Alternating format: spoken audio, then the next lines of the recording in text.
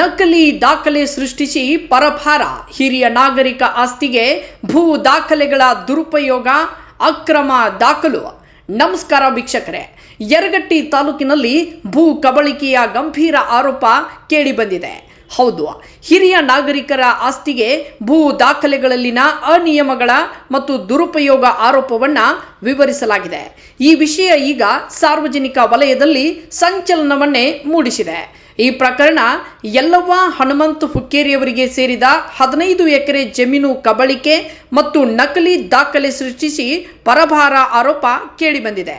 ಯರಗಟ್ಟಿಯ 71/7 survey ನಂಬರ್ನ 1 ಎಕರೆ 39 ಗುಂಟೆ, ಯರಗನವಿಯ 188/5 survey number 1 ಎಕರೆ 7 ಗುಂಟೆ, ಕುರುಬಗಟ್ಟಿಯ 132/4 ಸರ್ವೆ ನಂಬರ್ನ 12 ಎಕರೆ 31 ಗುಂಟೆ ಜಮೀನನ್ನು ಅಕ್ರಮವಾಗಿ ಪರಭಾರೆ ಮಾಡಿರುತ್ತಾರೆ.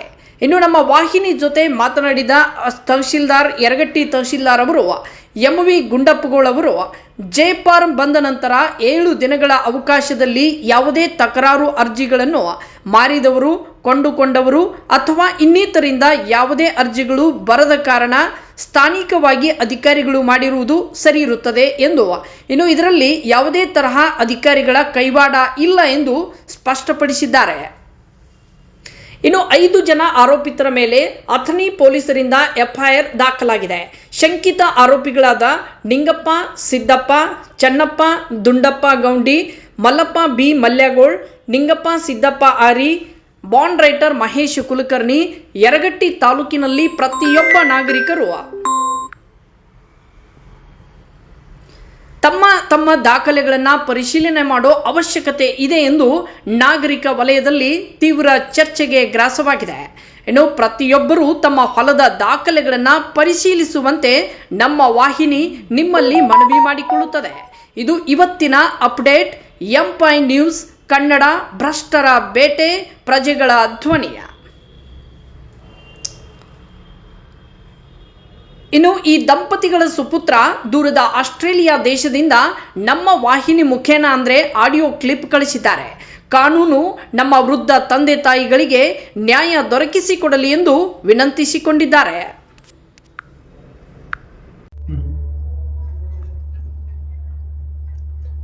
ಸರ್, ಹುಕ್ಕೇರಿ ಅನ್ನೋ ಒಬ್ಬರ ರೈತರದು ಭೂ ಕಬಳಿಕೆಯಾಗಿ ಬೇರೆದರ ಫೇಕ್ ಡಾಕ್ಯುಮೆಂಟ್ಸ್ ಹಚ್ಚಿ ಇದನ್ನ ಮಾಡಿದಾರೆ ಅಂತ ಹೇಳಿ ಇದನ್ನೆಲ್ಲ ವಿಸ್ತಾರವಾಗತೈತಿ. ಅದ್ರ ಬಗ್ಗೆ ಪತ್ರಿಕೆ ಒಳಗೆ ಅಥವಾ ಮೀಡಿಯಾ ಒಳಗೆ ವಿಸ್ತಾರವಾಗತೈತಿ. ನಿಮ್ಗೆ ಅದ್ರ ಬಗ್ಗೆ ಗಮನಕ್ಕೆ ಏನಾರ ಬಂದೈತಿಲ್ರಿ ಸರ್?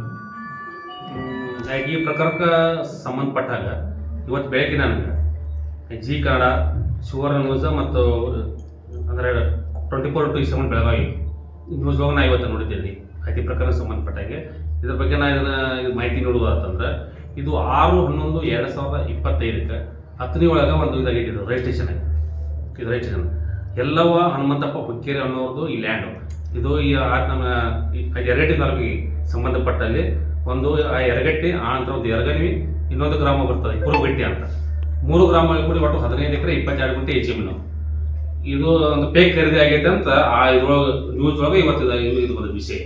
ಇದ್ರ ಬಗ್ಗೆ ನಾನು ನಮ್ಮ ವಿಲೇಜ್ ಅಕೌಂಟೆಂಟ್ ಮತ್ತು ಆರಾಯಗೌಡ ನಾವು ಅವ್ರ ಬಗ್ಗೆ ವಿಷಯ ಮಾಡಿದಾಗ ಅದು 6/11/2025 ಆಗಿದೆ, ನೋಂದಾಗಿದೆ. ಅದರ ನಂತರ ಇದು ಜೆಫಾರ್ ಬಂದಿದೆ. ಜೆಫಾರ್ ಬಂದಾಗ ಆ ಪಾರ್ಟಿ 2 ಪಾರ್ಟಿ ನಮ್ಮಲ್ಲಿ ಇಲ್ಲ. ಅವರು ಯಾರು ಇದು ನಾವು ಇದು ಕೊಟ್ಟರೋ ಜಮೀನು ಕೊಟ್ಟವರು ಮತ್ತು ಯಾರು ಜಮೀನು ಅವರು ಇಲ್ಲ. ಇವರು ಅದು ಆಯ್ತಾ ಪ್ರೊಸೀಜರ್ ಫಾಲೋ ಮಾಡಿ ಅದನ್ನ ಈಗ ಮಂಜೂರು ಮಾಡಿದ್ದಾರೆ. ಆ ಪ್ರಕಾರ ಅವ್ರ ಹೆಸರಲ್ಲಿ ಅವು ಆರ್ಟಿಸ್ಟ್ನು ಆಗಿದಾವೆ. ಸರಿ, ಯಾವುದೇ ನೀವು ಇದನ್ನ ಮಾಡ್ಬೇಕಾದ್ರೆ ಜಿಫಾರ್ಮ್ ಮಾಡ್ಬೇಕಾದ್ರೆ ಪಂಚನಾಮೆ ಮಾಡಕ್ ಹೋಗ್ತೀರಾ, ಅವ್ರ ನಂಬರು ಇಲ್ಲ ಏನಿಲ್ಲ ಅಂತಂದ್ರೆ ನೀವು ಅದು ರಿಜೆಕ್ಟ್ ಮಾಡ್ಬೇಕಾಗಿದ್ದ ಧರ್ಮ ನಿಮ್ದಿರುತ್ತೆ, VIಗಳದಿರುತ್ತೆ. ಬಟ್ ನೀವು ಅವ್ರ ಅಡ್ರೆಸ್ ಇಲ್ಲ, ಅವ್ರು ಯಾರು ಇಲ್ಲ ಅಂತಂದ್ರೆ ನೀವು ಹೆಂಗ್ ಅದನ್ನ ಖರೀದಿ ಮಾಡೋದು? ಅಧಿಕಾರಿಗಳು ಶಾಮಿಲ್ ಅಂತ ಎಲ್ಲರೂ ಹೇಳ್ತಾ ಇಲ್ಲ. ಅದಕ್ಕೆ ಹೇಳ್ತೀರಾ ನೀವು? ಇಲ್ಲ, ಅಧಿಕಾರಿಗಳ ಶಾಮಿಲ್ ಅಂತ ಏನು ಬರ್ದಲ್ರಿ. ಅಲ್ಲಿ ಏನ್ ಪ್ರಶ್ನೆ ಬರ್ದಿದ್ದಾರೆ, ಜಿಫಾರ್ಮ್ ಆದಾಗ ಇದನ್ನ 7 ದಿವಸ ಒಳಗೆ ಅದನ್ನ ಮಂಜೂರು ಮಾಡ್ಬೇಕು. ಇಲ್ಲಕಂದ್ರೆ ಯಾರ್ದಾದ ಕೊಟ್ಟಿದ್ದು ಅಂದ್ರೆ ತಕರಾರು ಕೊಟ್ಟರೆ ಅದನ್ನ ಇದು ಮಾಡ್ಬೇಕಂತ ಅಂದ್ರೆ ಅದ್ರ ಎಕ್ಸ್ಪೆಕ್ಟ್ ಮಾಡ್ಬೇಕಂತಿರ್ತದ. ಬಟ್ ಇನ್ ಟೈಮು 7 ದಿವಸ ಒಳಗೆ ಅಲ್ಲಿ ಯಾವುದೇ ರೀತಿಯಾದ ಇದು ಬಂದಿಲ್ಲ, ತಕರಾರು ಬಂದಿಲ್ಲ.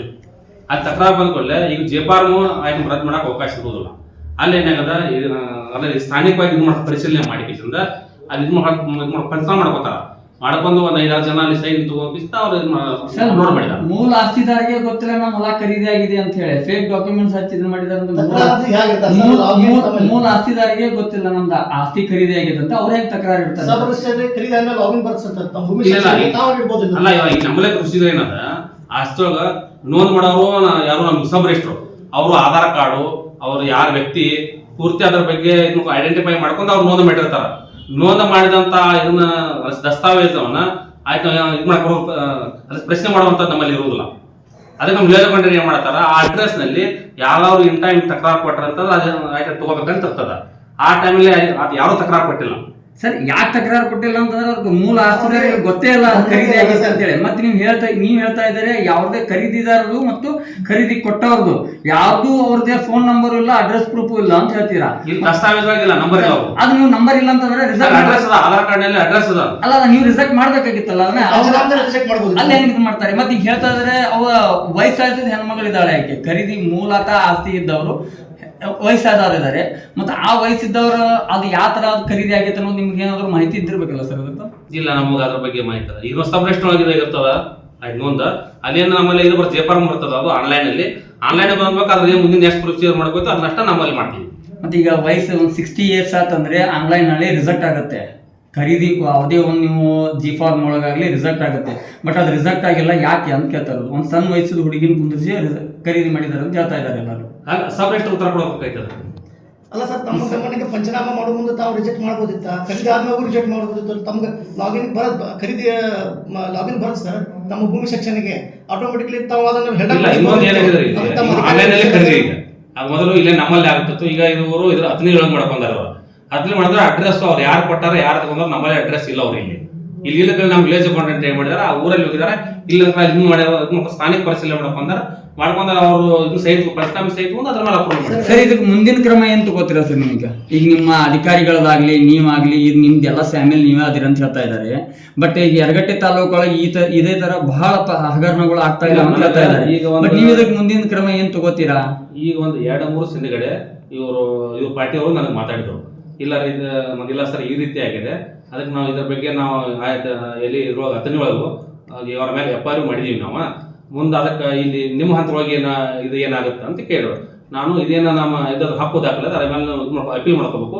ಅಪೀಲ್ ಮಾಡ್ಕೊಂಡ್ರೆ ಆಕ್ಷನ್ ಹಾಕಿಸಿದ ಒಳ್ಳೆ ರಿಪೀಟ್ ಮಾತ್ರ ಓನರ್ ನೇಮ್ ಬರ್ತದ RTC ಅಂತ ಅವ್ರಿಗೆ ಗೈಡ್ ಮಾಡಿದ್ರು. ಸರ್ ದಯವಿಟ್ಟು ತಮ್ಮ ಗಮನಕ್ಕೆ ಬರುವ ಮುಂಚೆ ನಿಮ್ಮ RI ಮತ್ತು ನಿಮ್ಮ ತಲಾಟೆಗಳನ್ನು ಸ್ವಲ್ಪ ಕರೆಸಿ ತಾವು ಆ್ಯಕ್ಷನ್ ತಗೊಂಡ್ರೆ ಭಾಳ ಒಳ್ಳೆಯದು. ಯಾಕಂದರೆ ಯರಗಟ್ಟಿ ತಾಲೂಕಿಗೆ ಇದೊಂದು ಕಪ್ಪು ಚುಕ್ಕೆ. ಈ ಥರ ಮುಂದಿನ ದಿನಮಾನಗಳಲ್ಲಿ ಆಗಬಾರ್ದು ಅಂತೇಳಿ ಜನ ಬೆಳೆಸ್ತಾ ಇದ್ದಾರೆ. ಇದಕ್ಕೆ ತಮ್ಮ ಇವತ್ತಿನ ಬಗ್ಗೆ ಇವತ್ತಿನ ಬೆಳಗ್ಗೆ ನ್ಯೂಸ್ ನೋಡಿದ್ರಲ್ಲ, ನೋಡೋಕ್ಕೆಲ್ಲ ಎಲ್ಲರಿಗೂ ನಮ್ಮ ವಿಲೇಜ್ ಕೊಟ್ಟು ಎಲ್ಲರಿಗೂ ಮಾತಾಡ್ಬಿಟ್ಟೆ ನಾನು. ಏನಂತಂದ್ರೆ ಒಂದು ಯಾವ್ದೋ G-Farm ಬಂದ್ರು ಆನ್ಲೈನ್ದಾಗ ಅದ್ರ ಬಗ್ಗೆ ಪೂರ್ಣ ಪ್ರಮಾಣದಾಗ ಅದನ್ನ ಮಾಡಿ ಪರಿಶೀಲನೆ ಮಾಡ್ರಿ. ಅವ್ರ ಅಡ್ರೆಸ್ ಯಾರು ಕೊಟ್ಟವ್ರು, ಅವ್ರು ಯಾರು ತಗೊಂಡ್ರು, ಅವ್ರ ನಂಬರ್ ಏನು ಎಲ್ಲದಾರ ಹುಡ್ಕೊಂಡು ಅವ್ರಿಗೆ ಅಡ್ರೆಸ್ ಮಾಡಿ ಅದ್ರ ಮೇಲೆ ನೀವು ಮುಂದಿನ ಇದು ಮಾಡ್ರಿ ಅಂತ ಹೇಳಿದ್ರು, ಕ್ರಮ ವಹಿಸ್ರಿ ಅಂತ ಹೇಳಿದ್ವಿ. ಅಲ್ಲಿ ತಮ್ಮ ಇಲಾಖೆಯಲ್ಲಿ ಏಜೆಂಟ್ರ ಹೊಳೆ ಸಾರ್ವಜನಿಕರಿಗೆ ಕೆಲಸ ಆಗ್ತಾ ಇಲ್ಲ, ಈ ತರ ದುಡ್ಡು ಕೊಡ್ತಾರೆ ಮಾತ್ರ ಆಗ್ತದಂತ ಜನರ ಯಾವ್ದು ಇಲ್ಲ. ನಾನು ಬಂದು ಈಗಾಗಲೇ ನೋಡ್ರಿ ಅಂದ್ರೆ 1 ಇಯರ್ ಆಯ್ತು. ಇಲ್ಲಿ ಯಾವ ಏಜೆಂಟ್ರು ಇಲ್ಲ, ಯಾರು ಇಲ್ಲ, ಯಾವುದೇ ಹಾವಳಿ ಇಲ್ಲ. ನೇರವಾಗಿ ಜನ ಇಲ್ಲೇ ಬರ್ತಾರೆ ನನ್ನ ಕಡೆ ಕೆಲಸ ಏನೈತೆ ಅವ್ರು ಕೇಳ್ತಾರ. ನನಗೇನು ಕೆಲಸ ಐತೆ ಅದನ್ನ ಅವ್ರಿಗೆ ನಾನು ಇದು ಮಾಡಿ ಕೊಡ್ತೀನಿ.